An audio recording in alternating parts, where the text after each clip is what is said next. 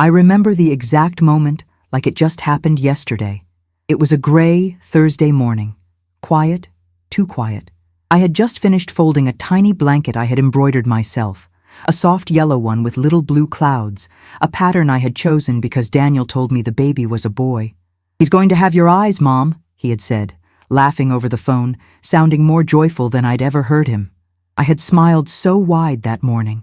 My hands were trembling not from age, but from excitement. That blanket had taken me weeks to finish. Every stitch carried a prayer, every thread a dream. Then the phone rang. I didn't recognize the number, but something in my chest twisted before I even picked up. It was Helena. Her voice was thin, almost broken. I could barely hear her. "It's over," she said, just like that. "He didn't make it." My hand froze on the phone. "What? What do you mean? I couldn't say the word. I physically couldn't. "He died. During delivery." Her voice was colder now, like she had already told this story too many times. I didn't understand. I kept asking what happened, where they were, what hospital, who I could talk to. But her answers were clipped, shallow, like she didn't want to be having this conversation at all. There was no offer to let me see the baby, no explanation, no doctor's name, no time of death, just a painful, sterile wall of silence. And then the line went dead. I stood in the middle of the living room, holding that tiny yellow blanket in my arms, like it was a baby. My body knew grief before my mind caught up. My knees buckled. I sank to the floor and cried harder than I ever had in my life. The kind of cry that doesn't come from the eyes, but from somewhere deeper, like your soul is trying to rip itself out of your chest. I waited for a call back. I waited for my son to tell me something, anything. But the silence stretched into hours, and then days. I texted Daniel, called him, left voicemails that were never returned. My house, once filled with the anticipation of new life, now echoed with a quiet so loud it made my ears ring. I wasn't allowed to grieve properly. There was no funeral, no certificate, not even a photograph. It was as if the child had never existed, just a ghost, a whisper, a name that was never even given to me. They never told me what they named him, if they named him. And yet, I couldn't let go. At night, I would lay in bed with the blanket curled to my chest and talk to him. I didn't care how crazy it sounded. I would whisper stories about how the moonlight used to dance on his father's crib when Daniel was a baby. I told him how I had planned to take him to the park by the lake, the one with the ducks and the broken swing I always meant to fix. I told him he would have loved strawberries because they were always his father's favorite. And I told him I loved him more than words could hold. I never got to say goodbye. That's the cruelest thing about grief like this, when you're denied even the chance to say goodbye, to hold a hand, to bury a memory properly. I didn't get to mourn like a grandmother.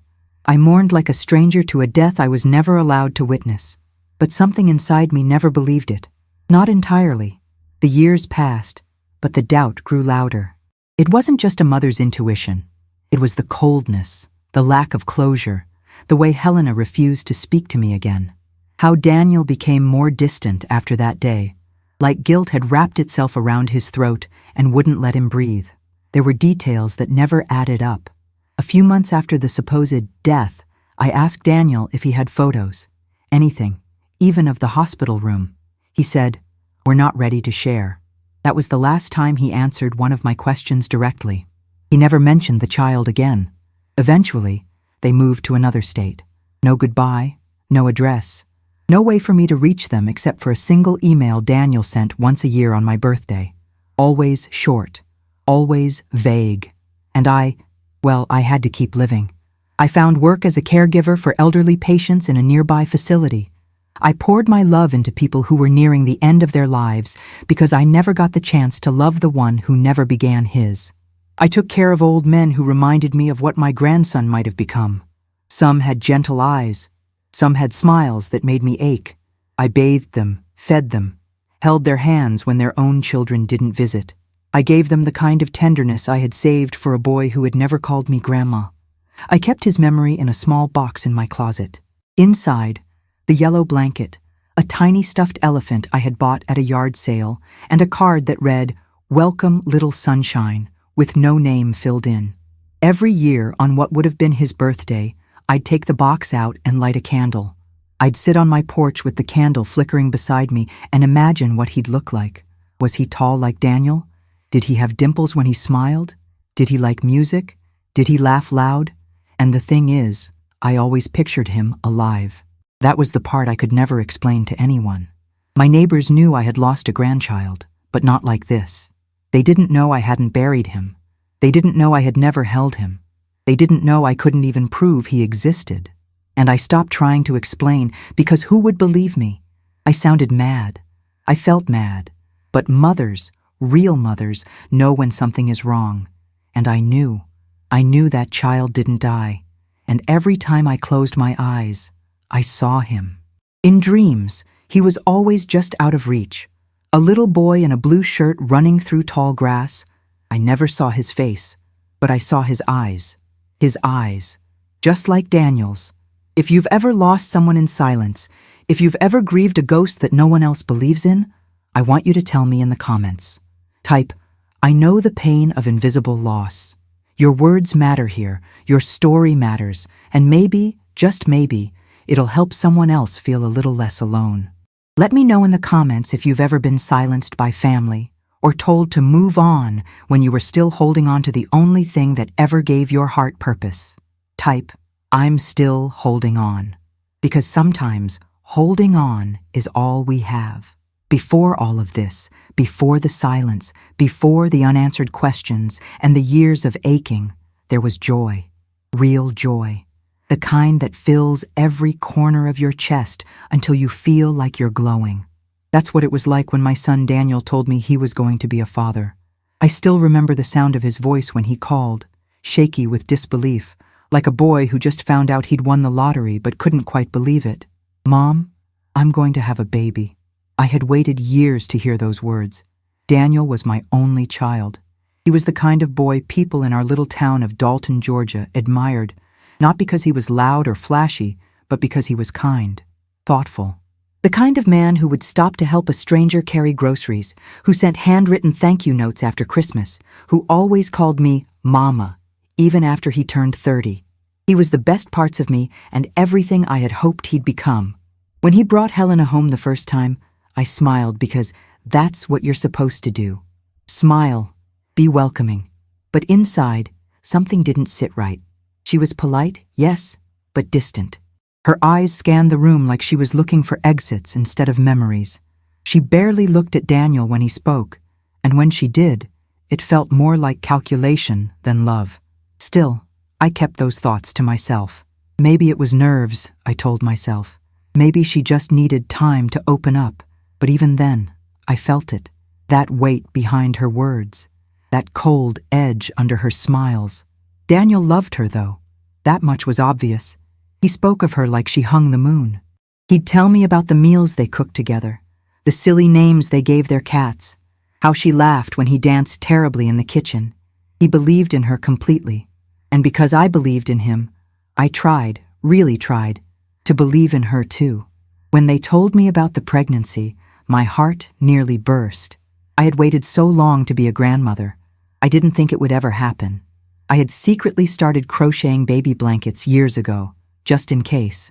I had a small drawer in my bedroom filled with bibs and onesies I'd picked up on clearance, always telling myself, someday.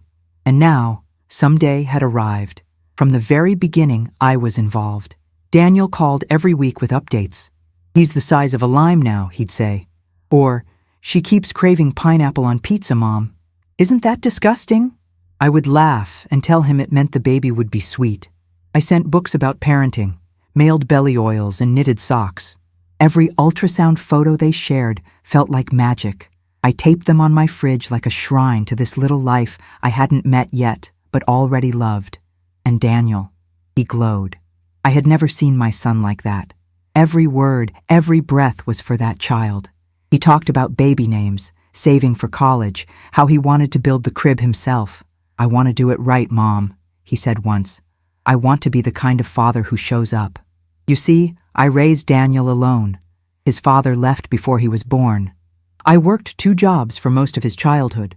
Housekeeping at a motel by day, cashier at a gas station by night. But I made sure he never felt less than loved. Never went to bed without knowing someone believed in him. So hearing him speak about fatherhood with that same fire in his heart, it made all those sleepless nights worth it. I felt like I had done something right.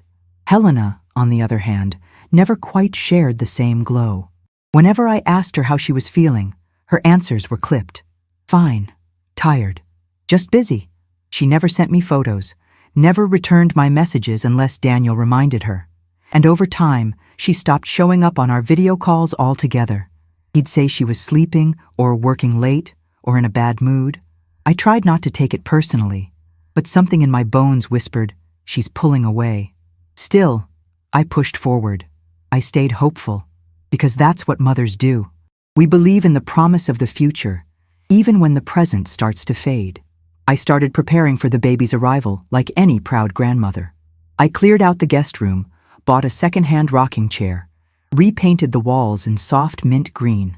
I spent hours choosing the perfect border for a baby quilt, my fingers moving stitch by stitch, praying over every square. "You're going to be so loved," I whispered aloud. So wanted. I even wrote a letter to be tucked into the quilt.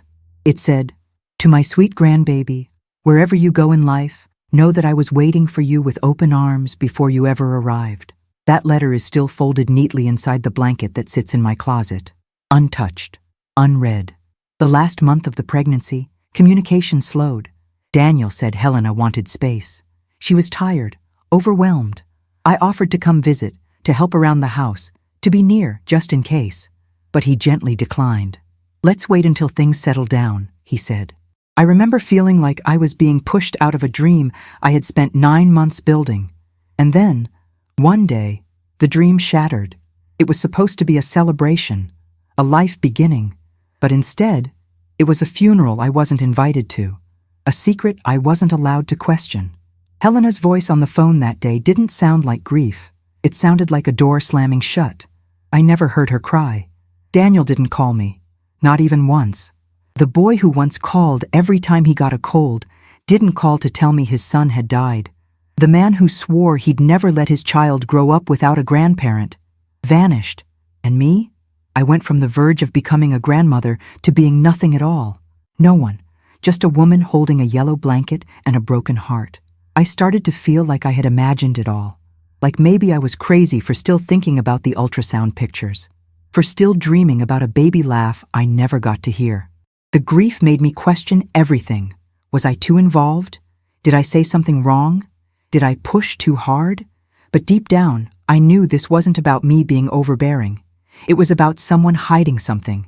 And if you've ever been shut out of your own family like that, if you've ever watched someone you love change in front of your eyes, become a stranger because of someone else's control, then you know what I mean when I say it feels like drowning while everyone else is breathing just fine. Have you ever felt pushed aside by the people you loved most? Left in the dark when you should have been part of the light? Tell me in the comments. I was there, but they shut me out. Because your voice belongs here. Because silence should never be the end of our story. After the call, after Helena's flat, lifeless voice told me my grandson had died, I tried to believe it. I really did. I told myself that people grieve differently, that maybe Helena just wasn't the type to cry on the phone, that Daniel was probably too devastated to talk. I repeated those lies like prayers, because the truth that something might be wrong, deeply wrong, was too terrifying to face alone. But the silence didn't just last a few hours, or a few days. It stretched on like a shadow crawling across my life. A week passed, then another. I didn't hear from anyone. Not Daniel, not Helena, not even a distant relative calling to check in. There was no funeral, no obituary, no flowers sent to my door. I waited by the window like a soldier's mother hoping for a letter from the front lines, but my mailbox stayed empty. I called. Every day, every night. I left voicemails that started gentle and turned desperate. "Daniel, sweetheart, please, just let me hear your voice. Helena, I'm not trying to make things harder. I just want to understand. Please, let me know if you're okay. Let me grieve with you." No one ever called back. The only thing I got, nearly 2 weeks after the news, was a text from Daniel. It said, "We're fine. We just need space." 4 words. That was all. I stared at my phone for hours after that, trying to decode it like it was written in some language I didn't understand. We just need space. Space from what? From love? From support? From the one person who had never, ever turned her back on him. It felt like I had suddenly become the enemy in a war I didn't know I was part of. And still, I waited. But with each passing day, a strange feeling began to grow in me. It wasn't just sadness. It was a gnawing, twisting discomfort, like my instincts were trying to warn me of something my heart didn't want to hear. Mothers know. You can call it intuition, call it spiritual, call it crazy, I don't care. We know when something isn't right. I started to replay every moment in my head, every word, every silence, every look Helena gave me during those months. I remembered how tightly she controlled every conversation, how Daniel would glance at her before answering questions, how I was never allowed to visit the apartment. It's too small. We're still settling in. Helena's been really tired lately. There was always a reason. At first, I believed it was just them wanting privacy. But now it felt like something else. Like I had never been meant to be part of this child's life. I tried to ask around. I called the hospital she was supposedly admitted to. They said they couldn't give me any information unless I was a legal guardian. I understood that. But I asked anyway, was there a stillbirth on the 14th of June? Any record of a baby boy? The woman on the phone hesitated, then said there was no record under Helena's name. I felt my knees go weak. Could it be under another name? I asked. Maybe a middle name? But she just repeated the policy. I'm sorry, ma'am. That's all I can say. I hung up, heart pounding. I tried calling other nearby hospitals. None had any record of a delivery matching her name or due date. I even looked into the state's public death records online. Nothing. No certificate, no documentation, no paper trail. Like this child I had waited for, prayed for, loved before he ever breathed, had never existed at all. And that's when the doubt turned into something darker. I began to wonder, what if he did exist? What if he was out there, alive, just not with them? What if he had been taken, given away? Or worse, what if Helena had planned this all along? It was a terrifying thought, one I didn't want to believe, because believing it meant believing my son had let it happen. But the pieces didn't fit. Helena's coldness, the absence of grief, the secrecy, the sudden move, they all painted a picture I couldn't ignore. And Daniel, my sweet, open-hearted Daniel, he had vanished into silence. That wasn't him. That was someone under pressure, someone cornered, someone carrying a secret too heavy for him to bear. I knew I had to do something. I couldn't just sit in my rocking chair holding that yellow blanket for the rest of my life. But where do you start when the truth has been buried under lies? I called an old friend of mine who worked in social services. I didn't give her details. I just asked if it was possible for someone to give up a baby without the other parent knowing. She told me yes, it happens more often than people think. In cases where the mother is unmarried or where she claims the father is absent or abusive, she can sign away rights without notifying anyone. I felt like I was going to throw up. Was that what happened to my grandson? Was he still alive, living with strangers? Did he even know his name? Did he know he had a family? Did he know he had a grandmother who never stopped waiting? I stopped sleeping. My days were filled with questions I couldn't answer, and my nights with dreams that made me wake up crying. I saw him in my dreams, a boy with Daniel's eyes and Helena's hair, sitting on the edge of my bed asking, "Why didn't you find me sooner?" And always, I had no answer. If you've ever been kept away from someone you love, if you've ever felt that someone took a part of your heart and locked it behind a door you couldn't open, I want you to share that pain here. Comment below with, "They kept me out, but I never stopped looking." Because maybe someone else is scrolling right now, feeling that same ache. Maybe your words will be the one thing that makes them feel less alone. And if you've ever had to live with unanswered questions, if you've spent nights wondering if your story would ever get closure, tell me in the comments. I'm still waiting for the truth. Because waiting doesn't mean weakness. It means love. It means you cared too much to let go. And sometimes, love is the only truth we have left. Time is a strange thing when you're grieving someone who might still be alive. The days stretch long and empty, but the years blur into a fog. I don't know how to explain what it feels like to light a candle every year for a grandchild you're told is dead, while something deep in your gut whispers, "No, he's not." But I did it anyway, year after year.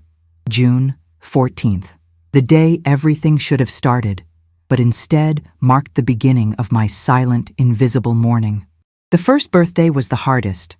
I baked a small cake, just one layer, with white frosting and blue letters that said, "Happy First Birthday." I didn't invite anyone. I just sat at my kitchen table and stared at that cake until the frosting started to melt under the summer heat. I didn't light a candle. I didn't sing. I just waited. For what? I don't know. Maybe for a knock at the door, a phone call, a sign, anything to prove that this child, my grandchild, had ever existed. But no one came. I wrapped the cake, put it in the fridge, and the next day I threw it out. That became a ritual. Every year I'd do something small, a card, a candle, a prayer whispered under my breath, and then I'd put it away, lock it back inside me like a secret that no one else was allowed to carry. I didn't talk about it, not to my friends, not to my co-workers. I was just Lucia, the quiet one, the woman who worked double shifts at the care facility, who took extra hours without complaint, who always brought soup for her patients on cold days and tucked blankets tighter around their legs. They didn't know that every time I cradled an old man's hand or wiped the mouth of a woman who couldn't speak anymore, I was imagining a tiny boy with his grandfather's laugh and my son's crooked smile. I gave my love to strangers because the person it was meant for had been taken from me. I started writing letters to him. I kept them all in a little blue notebook hidden in my nightstand. They started with "Dear Baby" and over time became "My Sweet Boy," and then just Caio. That was the name I had chosen in my heart. I didn't know what name Daniel and Helena had planned, if they had even given him one. But Caio felt right, strong, soft, the kind of name a boy could grow into. I wrote about everything, how the world was changing, how our town was growing. I wrote about the seasons, the flowers in my garden, the patients I cared for. I told him how much I wished I could show him the lake nearby, the one where ducks waddled around like tiny soldiers. I told him stories about his father, how Daniel used to make mud pies and insist they were for important people only. I wrote him lullabies. I wrote him warnings. I told him about kindness, about danger, about love. And I always ended with the same line, "Wherever you are, I love you more than life." I didn't know who I was writing to. A memory? A spirit? A child who might be out there, living a life without ever knowing I existed? Years passed. Daniel drifted further away. Our phone calls became annual, then stopped altogether. On my 60th birthday, he sent a single text. "Happy birthday, Mom. Hope you're well." That was the last time I heard from him for 6 years. I didn't even know where he lived anymore. But I kept going. The house grew quieter. My bones ached more. My job at the care home became harder to manage, but I refused to retire. I needed the distraction. I needed the routine. And truthfully, I needed the money. I lived alone. No pension, no support, no child checking in.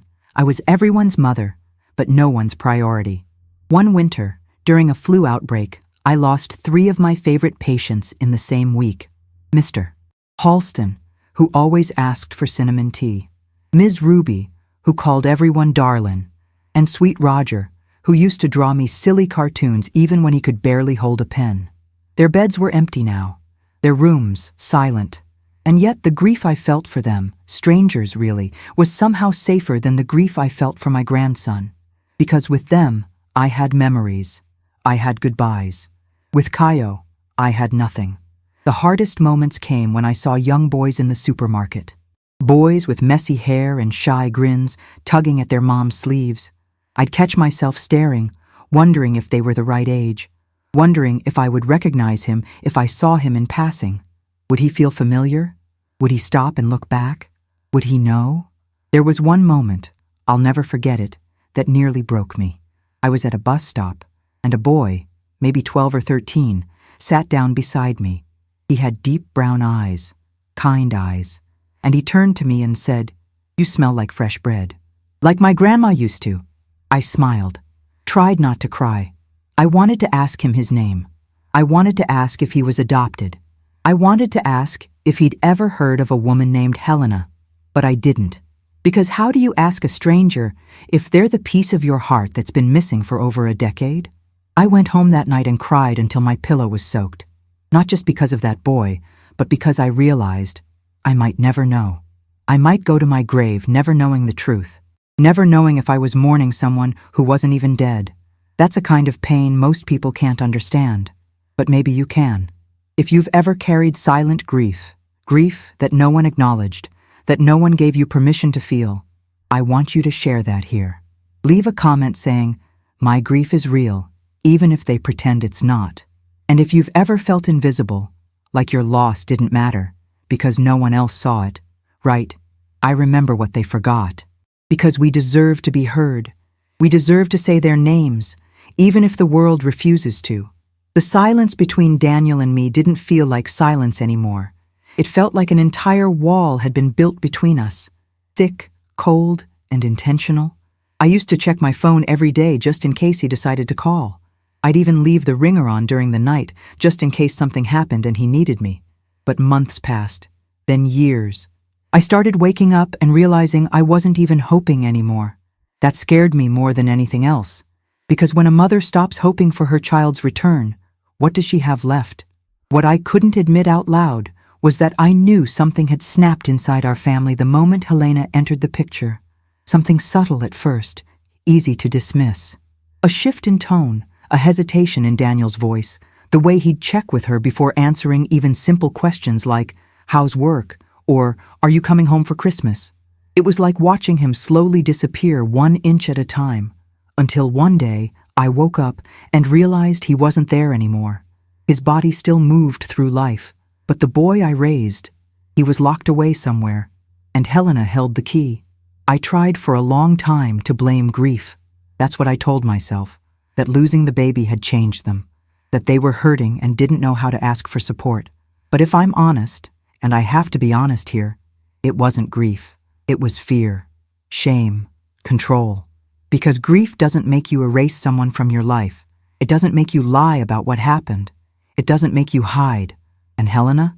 She didn't just close the door on me. She bolted it, locked it, and threw away the key. The worst part?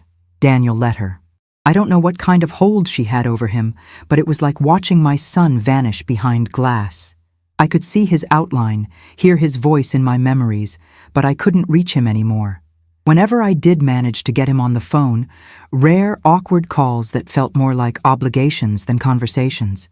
He would talk fast, as if there was a timer counting down behind the scenes. Like she was listening. Like he wasn't allowed to speak freely. He never mentioned the baby. Not once. I tried a few times, gently. "Daniel, I still think about him every day," I said once. He paused, then changed the subject. Another time I asked, "Did you ever name him?" His voice cracked when he replied, "Mom, please, don't." After that, I stopped asking. Because every time I did, I could hear the guilt crawling through his throat like poison. It was clear.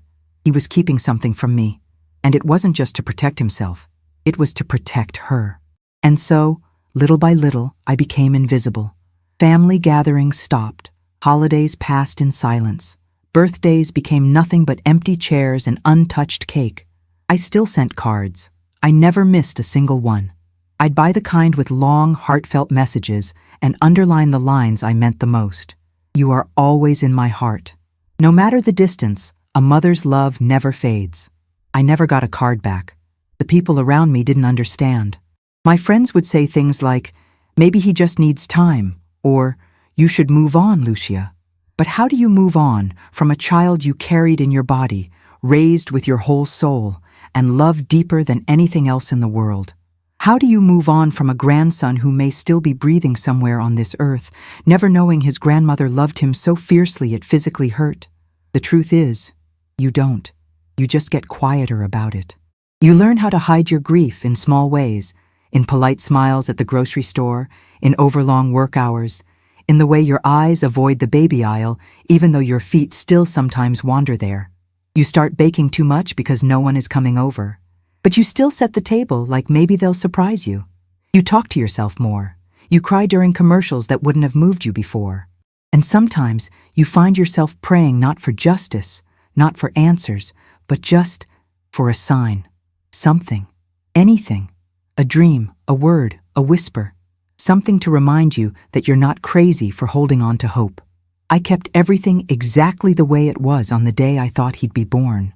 The guest room still had the mint green walls. The little crib sat unused, dusted but untouched. The closet held a single drawer full of newborn clothes that still had their tags.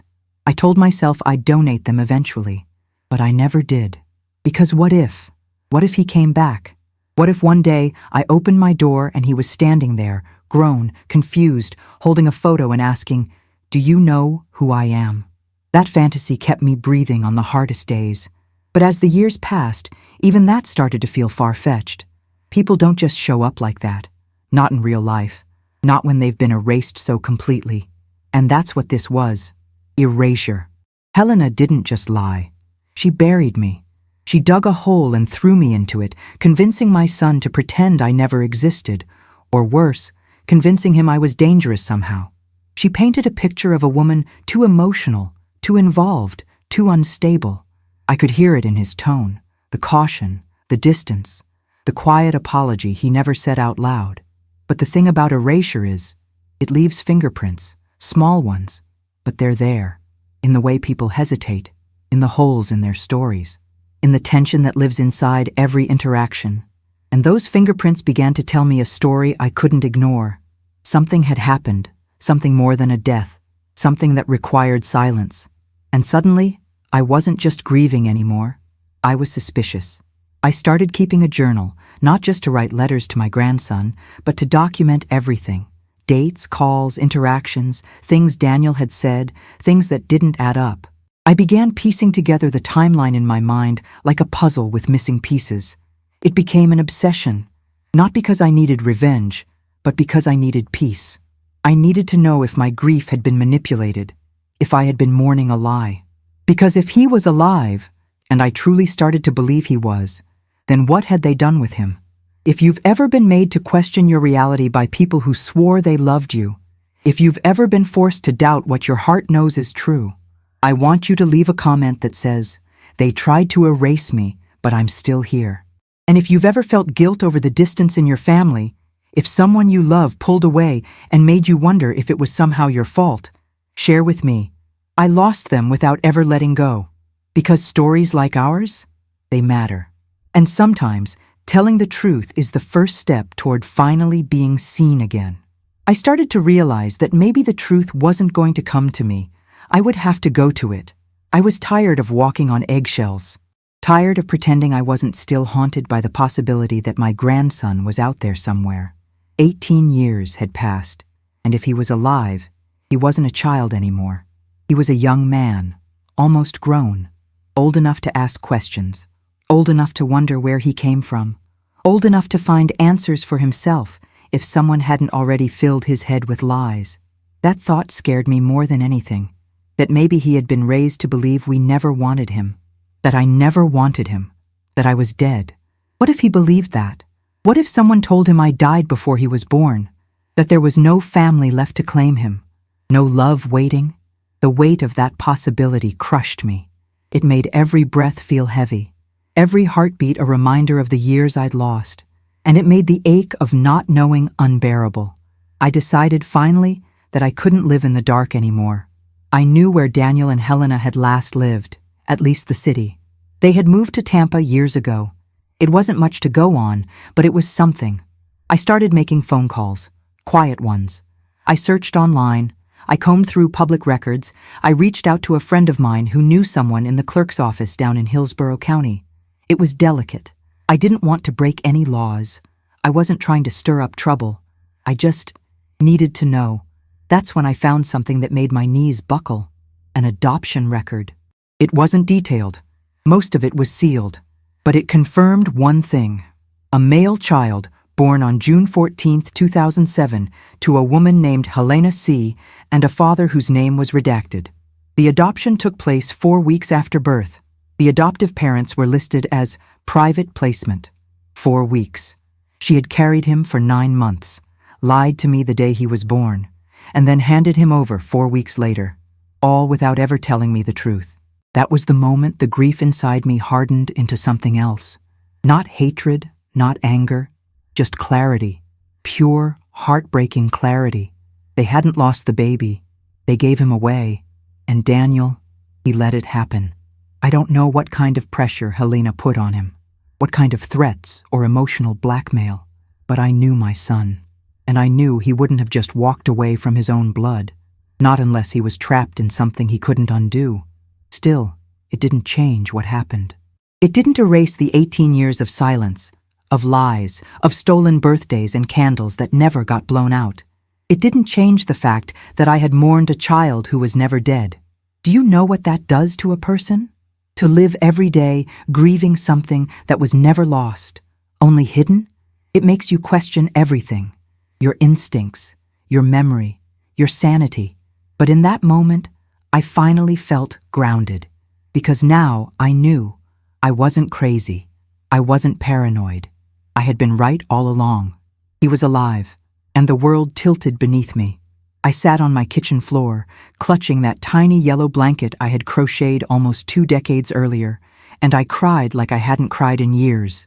Not because of the pain, though it was still there, but because for the first time in so long, there was also hope. Fragile, trembling hope. He was out there, breathing, living, maybe wondering, maybe searching, and I knew that I had to find him. But I didn't know where to start. The adoption was private, no access to names, no way to trace him directly. So I did the only thing I could think of. I started leaving breadcrumbs, quiet ones, online posts, forums, support groups for birth families. I never used real names. I was cautious, but I told the story, not the dramatic version, just the truth. A grandmother who had been told her grandson died at birth, who later discovered he had been adopted. A woman looking for answers, not to ruin lives, but to reconnect. And then I waited. Months passed. Sometimes I'd get replies. Other women who had experienced similar losses. Some offering resources, some just offering comfort. One woman, a retired social worker, reached out privately. She told me to check state reunion registries. I hadn't even known those existed. Places where adoptees could voluntarily submit their information if they were looking for biological relatives. I searched. Day and night. It became a ritual. Wake up, check the database, check my messages, look again. Nothing. But I kept looking. And then, nearly a year later, I received a message I will never forget. It was simple. "Hi, I think you might be my grandmother." I stared at the screen for what felt like forever. My hands shook so hard I could barely hold my phone. The message came from a boy named Raphael. He was 18. He had brown eyes and a soft, hesitant way of writing. He said he'd been adopted in Florida. His parents had told him he was loved, but that his biological family was gone. That his mother had died in childbirth. That his father had never been part of the picture, and that there was no one else. But he never believed it. He said he always felt like something was missing. A name, a voice, a memory. He started searching as soon as he turned 18. And my post, the one I had written almost a year earlier, was the first thing that made him stop and say, "That sounds like me." He sent a photo. I dropped the phone when I saw it. He had Daniel's eyes, the exact same almond shape, the same gentle sadness. I could see my son's face in that boy like a reflection in a mirror. And just like that, every candle I had lit, every prayer I had whispered, every year I had spent waiting, came rushing back like a tidal wave. He was real. He was alive. And he had come looking for me. If you've ever been reunited with someone you thought you'd lost forever, if you've ever had a moment that made time stop and the world blur around you, I want you to tell me. Share your moment in the comments or write, "I found what I thought was gone." And if you're still waiting for your moment, if your heart is still holding out hope for a knock at the door or a message that changes everything, write, "I'm still waiting, but I believe." Because belief is powerful. And sometimes it's the only thing that keeps the story going. I didn't sleep that night. I just sat there in my kitchen holding the photo of him, of Raphael, on my phone screen, zooming in and out as if I were memorizing the shape of his eyes, the lines of his smile, the angle of his jaw. I cried and laughed at the same time, whispering his name like a prayer. Raphael, my grandson, my baby's baby, not gone, not dead, not erased, alive, and he had come looking for me. It felt like the world had shifted under my feet. I wasn't sure how to breathe anymore. My entire body was buzzing, like every nerve had just been plugged into something electric. I kept rereading his message, afraid it might disappear, that maybe it was a dream or some cruel mistake. But it was real. He was real. He had questions. So many questions. And I had answers I wasn't sure how to give. How do you tell someone they were lied to their entire life? That they were taken from a family who loved them, who wanted them? How do you explain 18 years of silence, of missing birthdays, of photos never taken and lullabies never sung? How do you begin to unpack a lifetime of absence when all you ever wanted was to be present? He was gentle in his curiosity, cautious, respectful. He called me ma'am at first. That broke me. Not grandma, not Lucia, just ma'am, like I was a stranger. And in many ways, I was, but not in my heart. In my heart, I had held him every day since he was taken from me. He asked me how I knew, how I had found out. I told him everything, slowly, honestly. I told him about the call from Helena, about the lie, about the years I spent believing he was gone. I told him about the hospital records, the adoption discovery, the journal I kept full of letters written to him, the yellow blanket I had made while waiting for him to be born. I even took a photo of it and sent it to him. He replied with just one line. I feel like I've been missing you my whole life. That sentence shattered me, because I had been missing him too. In every breath, in every quiet night, in every moment I saw other boys grow up and wondered if they were anything like him. I had been missing someone I never got to hold, and now, somehow, impossibly, he was here. He wanted to meet. Of course he did. And yet, I was terrified. What if I wasn't what he expected? What if he looked into my eyes and saw nothing familiar? What if he changed his mind? But deep down, I knew that nothing in the world could stop me from seeing him. I had waited too long. This moment had lived in my prayers for nearly 2 decades. I wasn't going to let fear steal it from me now. We agreed to meet halfway between his city and mine, a small park in Gainesville, neutral, quiet. He said he'd wear a red hoodie so I'd know it was him. I barely slept the night before. I stood in front of my closet for hours, trying to choose something that felt motherly, grandmotherly, familiar. I ended up wearing a soft gray sweater Daniel had bought me years ago. It was frayed around the cuffs, but warm, safe. I hoped he'd see me and feel safe too. When I got to the park, I was early, too early. I sat on a bench with my hands in my lap, knees shaking, watching every person who walked by. And then, about 20 minutes later, I saw him. The red hoodie, tall, lean, dark curls falling over his forehead, eyes that stopped me cold. He walked slowly, and when he got close enough to see my face, he paused.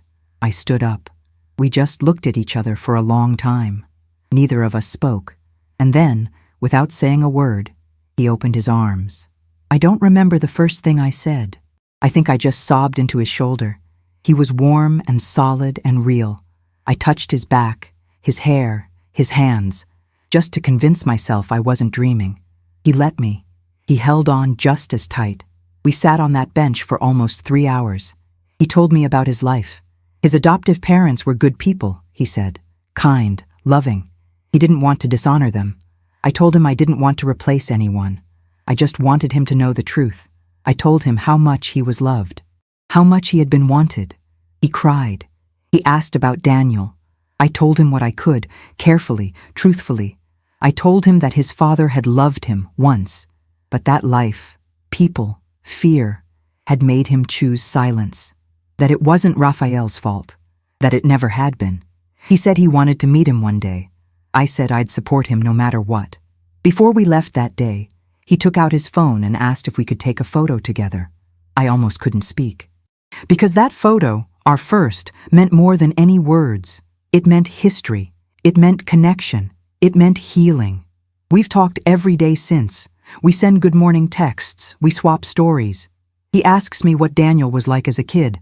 I send him old photos, ones I never deleted. He wants to come visit the house soon. He wants to see the room I painted for him. He wants to touch the yellow blanket in person. And I want him to, because he belongs here. He always did. If you've ever experienced the impossible, that moment when everything you hoped for suddenly stands in front of you, I want to hear about it. Share your story in the comments or write, "I never stopped believing, and it found its way back to me." And if you're still waiting, if your heart is still whispering to someone across time and silence, type, "I'm ready when they are." Because sometimes love travels slow, but it always finds its way home. After that first meeting, something shifted inside me. A weight I'd carried for 18 years had finally been set down, and though I still felt the echo of it in my chest, like a limb that had gone numb from holding too much, I could finally breathe again. It wasn't a miracle. It didn't undo the pain, but it gave that pain purpose. And sometimes, purpose is enough to keep a broken heart beating. Raphael and I talked nearly every day after that. Texts, phone calls, the occasional video chat where I'd fuss about his hair or ask if he was eating properly. He'd laugh and roll his eyes, but I could see it. It made him feel wanted, needed, loved, and that, more than anything, was what I had prayed for all those years. But as the days passed, new questions began to rise. Not from me, this time. From him. He wanted to know the whole truth, not just about me, but about them, about Daniel, about Helena. He had grown up with a very specific version of his origin story, that his biological mother had died shortly after giving birth, that there was no father on record, that no relatives had come forward, that the adoption was necessary, clean, final. But now, hearing a different version, from me, it shook him, and I could see the doubt forming, the cracks in the narrative he'd been given. He didn't say it outright, not at first, but I recognized the questions beneath his words, the hesitation, the tremble in his voice when he asked, "Do you think she really believed I'd be better off without knowing?" I wanted to protect him.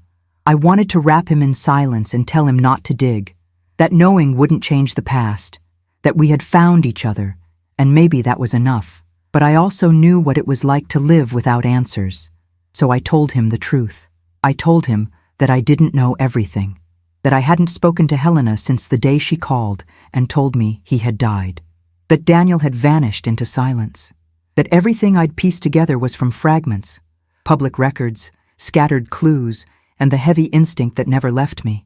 He was quiet for a long time. Then he said, "I think I need to find her." My stomach dropped, because I knew what that meant. I knew the road he was about to walk, the one I had walked for nearly 2 decades, and I knew it wouldn't be easy, but I also knew I couldn't stop him. So I told him I'd be here, no matter what he found. He started reaching out, quietly, carefully, through social media, through friends of friends. He didn't even know where Helena lived anymore, but the internet is vast, and Raphael was persistent. It didn't take long. He found an address. He told me the day before he planned to visit. I didn't sleep that night. My mind raced through 100 scenarios. Would she deny everything? Would she shut the door in his face? Would she even recognize him? I wanted to go with him. He said no. "This is something I need to do alone," he told me. "But if it's okay, can I come to your house afterward?" My throat tightened. I nodded, even though he couldn't see me. "Of course, baby. Always." The next day, I cleaned the house like I was expecting royalty. I made soup, I put out fresh towels, I opened every window to let in the light, and then I waited, just like I had all those years ago. Except this time, the waiting felt different. Not hopeless, not empty, but sharp, alive. Like the truth was coming, one way or another. When the knock finally came, I opened the door, and there he was, standing in the same red hoodie, eyes red, shoulders heavy. He didn't say anything, just stepped forward and fell into my arms like a child. I held him for a long time. Eventually, we sat on the couch, and he told me everything. Helena had opened the door. She had recognized him immediately. He said her face went pale, that she didn't say a word for almost a full minute. Then she whispered, "You look like your father." That was the only kindness she offered. The rest was cold, dismissive. She didn't deny the adoption. She didn't apologize. She didn't cry. She told him it had been her decision, that she didn't believe a child should be raised in a broken situation, and that Daniel had been too weak to stop her. She said she did what she thought was best for herself, not for him, for herself. He asked her if she ever planned to tell him the truth. She shrugged. "That wasn't part of the plan," she said. Then she closed the door. Just like that. No hug, no regret, just closure, brutal, cold, and final. He looked at me with eyes that had seen too much too fast and said, "She didn't lose me. She gave me away, like I was something unwanted." And my heart cracked all over again. I told him he was never unwanted. Not by me. Not for a single second. I told him that even in the silence, I had prayed for him. I had written to him. I had waited for him. That he was not a mistake. That he was the reason I kept going when everything else felt impossible. He didn't say much after that. Just leaned into me. And we sat there in the quiet. I made him soup. He barely touched it. But he held the spoon like it was something familiar. Something comforting. And I think in that moment, we both realized that family isn't always loud. Sometimes it's just presence, a hand on your back, a warm meal, a room that smells like lavender and old memories. If you've ever faced someone who hurt you and walked away with more peace than you thought possible, I want you to write in the comments. Closure doesn't need permission. And if you're still carrying wounds from people who never gave you answers, share this. Their silence won't define me, because healing doesn't always come with apologies. Sometimes it comes with truth and the courage to sit in it, together.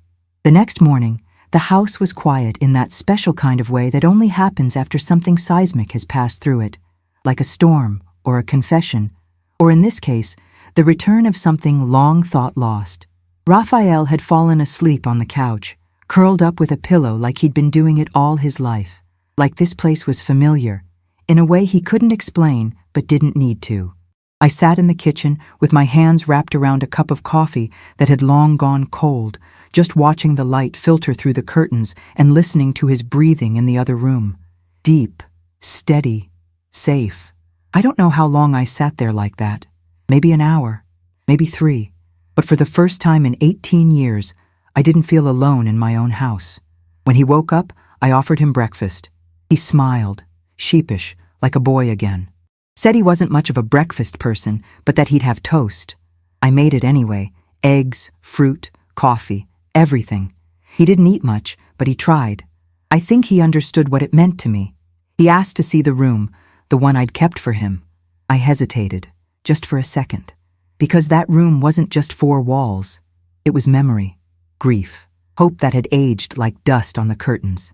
But I nodded and led him down the hall. The door creaked when I opened it, like it hadn't been touched in a century, though I had cleaned it often enough. I turned on the light. The mint green paint still held, though it had faded. The tiny white crib was still there, small enough to make my chest tighten. The drawer of baby clothes remained sealed, untouched, each tiny onesie folded neatly like I'd always hoped someone would wear them. I had never changed anything, not once. And now, as Raphael stepped inside, I watched him take it all in with the kind of reverence you don't learn. You inherit. He touched the edge of the crib, ran his hand along the old wooden dresser, sat on the floor and looked up at me with wet eyes. "You really made all this for me?" I couldn't speak. I just nodded. He opened the drawer, slowly, like it might fall apart, pulled out a pale blue onesie with a little whale on the front and held it to his chest. "This would have fit me. It was for the ride home from the hospital," I whispered. He blinked hard, trying to hold something back. I didn't press. We just sat there in that room with 18 years of silence swirling between us and no need to fill it with anything other than presence. Later, he asked about Daniel. He wanted to know what kind of man his father had been before all of this, before Helena, before the lie.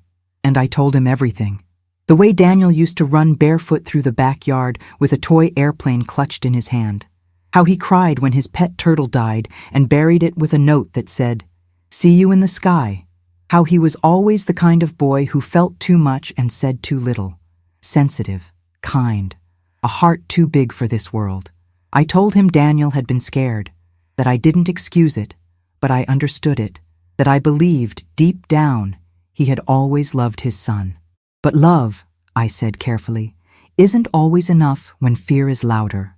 And Helena's fear had been a roar, a wind that had swept Daniel off his feet and kept him spinning for years.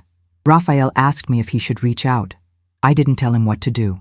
I just said, if you feel it in your heart, then follow that. He said he needed time, that he wasn't ready yet. I told him that was okay too. Healing doesn't come on a schedule.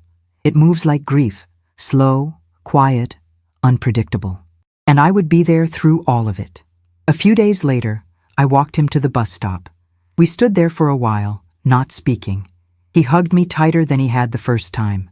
When the bus pulled up, he turned back before stepping inside and said, "Thank you for waiting for me." I didn't answer right away.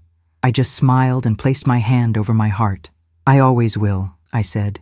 And then he was gone again. But this time, I knew he'd come back. In the days that followed, I kept busy, but everything felt different, lighter, like the air had changed. I found myself smiling at strangers, talking to my neighbors. I even joined a local quilting group. I brought a photo of Raphael to our first meeting and introduced him like a proud grandmother who had never stopped being one. Then one evening, I got a text from a number I didn't recognize. "Hi, Mom." My hands froze. My breath caught. It was Daniel, after all these years, after all that silence. He wrote, "Raphael told me he found you." That was all. I didn't know what to say.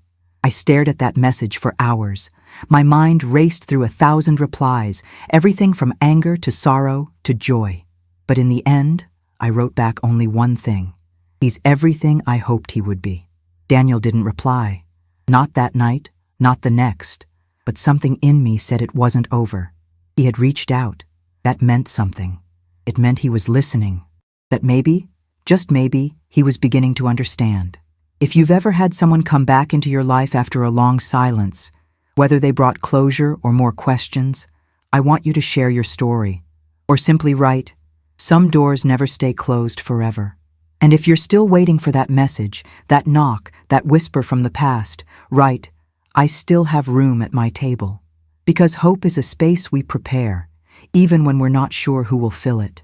And when they finally arrive, they need to know we never stopped setting their place.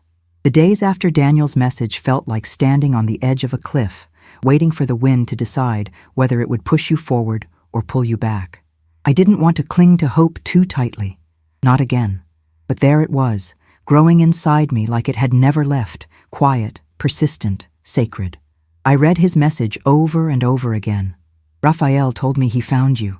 That one sentence held years of silence, shame, regret, maybe even longing. But it also held a door cracked open, just enough for light to get through. It was the first time in nearly 2 decades that Daniel had reached out, and even though I didn't know what would come next, I knew that moment mattered. Every hour felt like a question. Would he say more? Would he call? Would he show up? The weight of not knowing was a strange comfort. I'd lived in it for so long that it felt familiar.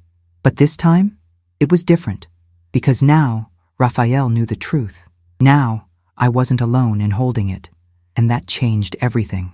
A few days passed, and then, without warning, Daniel called. I didn't recognize the number. I answered out of instinct, expecting a telemarketer or an appointment reminder. But the moment I heard him breathe on the other end of the line, my entire body froze. That breath, deep, unsure, hesitant, was my son. I didn't need a name or a greeting. I just knew. "Mom," he said, so softly I almost missed it. "Daniel," I whispered. Then silence. We didn't speak for almost a minute, just listened to the sound of each other's breath, like two people stranded across time, trying to find their way back. "I don't know what to say," he finally said. "You don't have to say anything," I replied, though there were 1,000 things I wanted to hear. "I do," he said, his voice tight. "I have to tell you the truth." And so he did. He told me about Helena, how she had controlled everything from the moment Raphael was born, How she told the doctors he didn't want to see the baby. How she signed the papers while he stood in the hallway, too numb to fight. How she lied to everyone. Told friends the baby had been stillborn. Told family they needed time alone. And told Daniel that if he ever tried to contact me again, she'd make sure he never saw Raphael. He believed her, because she knew exactly how to twist love into fear. She told me you hated her, he said, that you said awful things, that you blamed her for the miscarriage. I was already so confused, so broken I didn't question it. And when she said you didn't want to be in our lives anymore, I believed her. He was crying now. I could hear it in the way his breath stuttered. I didn't protect him. I didn't protect you. I failed both of you. And I broke. Because I had dreamed of this moment for so long, of hearing the truth, but I hadn't imagined the pain in his voice, the guilt, the self-hatred. It was like he'd been living in his own prison all these years, and now that the door was open, he didn't know how to walk out. You didn't fail, I said, my own voice trembling.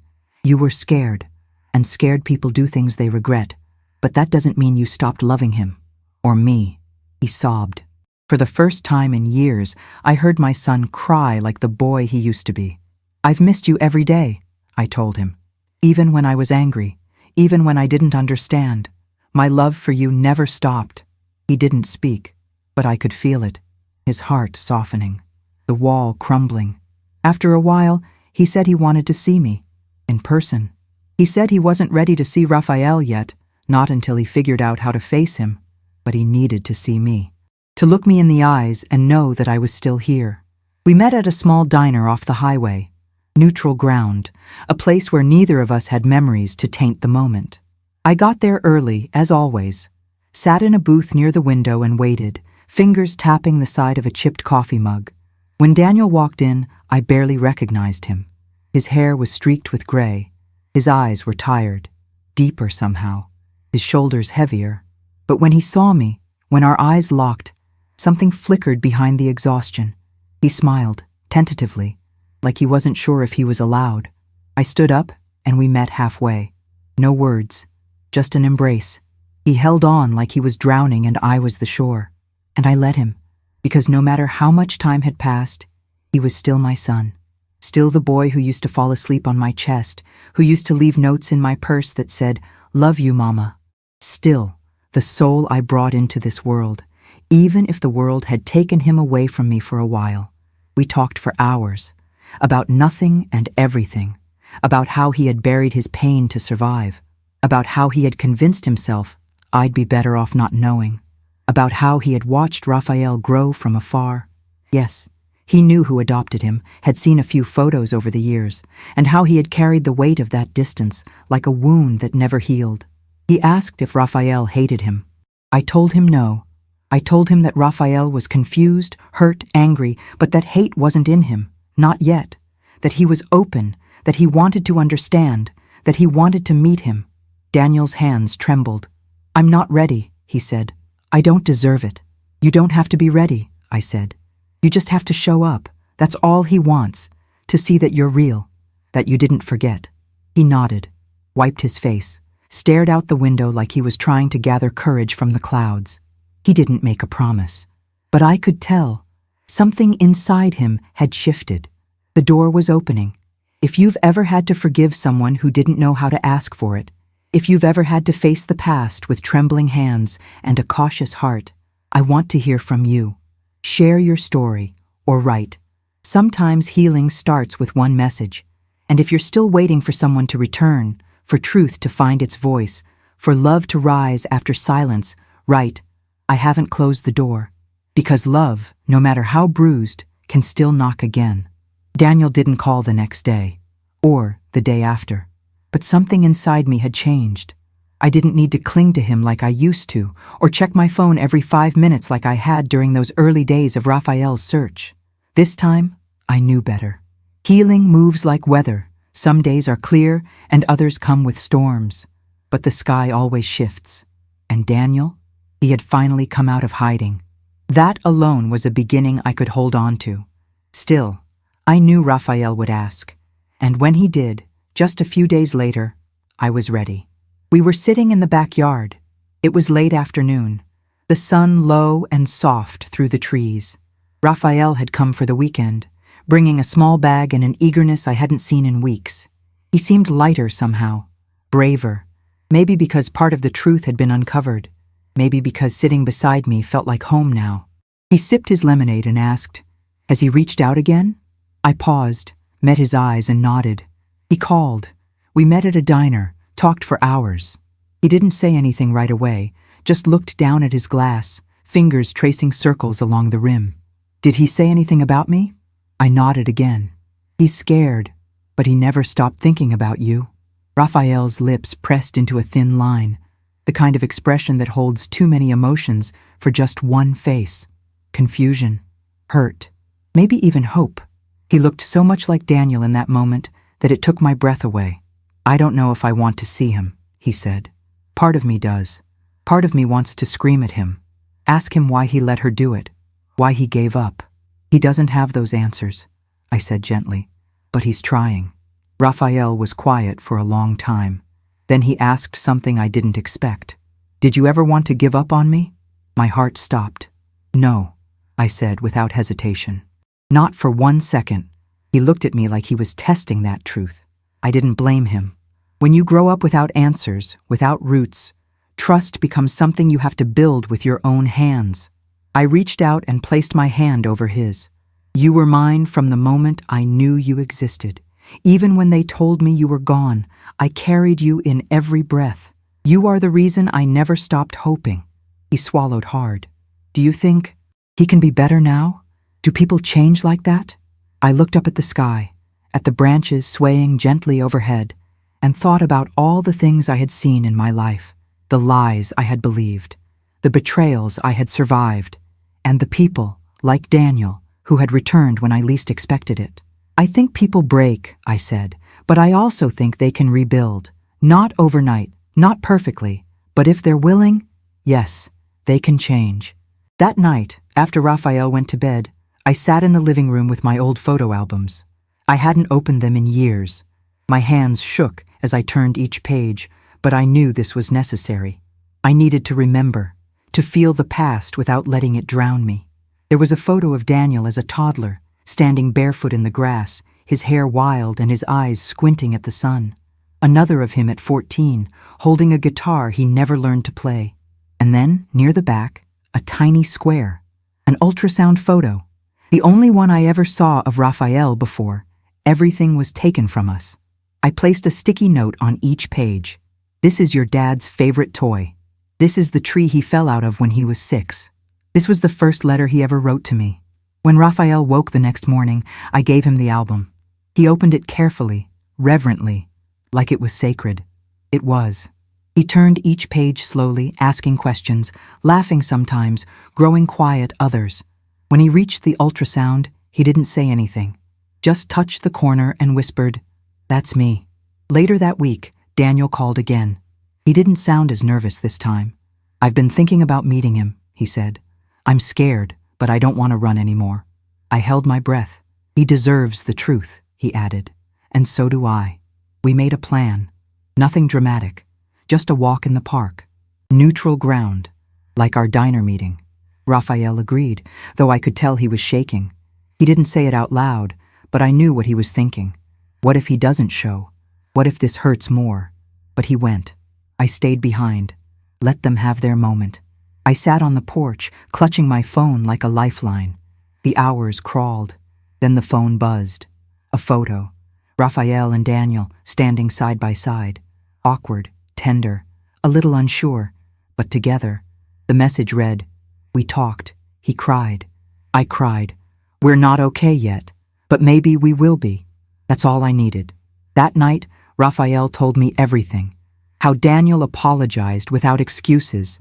How he owned the silence, the fear, the mistakes. How he said Raphael didn't owe him anything. Not forgiveness, not a relationship, not even another conversation. "But I want to try," Daniel had told him, "if you'll let me." And Raphael had nodded. That small gesture, a nod, carried 18 years of pain and possibility. It was more than forgiveness. It was the beginning of something new.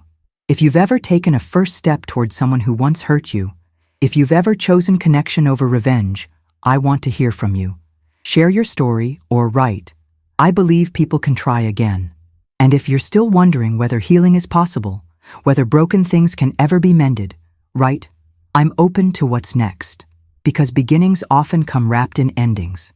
And sometimes, the courage to meet someone in their brokenness is the most powerful thing we'll ever do. Time doesn't move the same after something breaks open and begins to heal.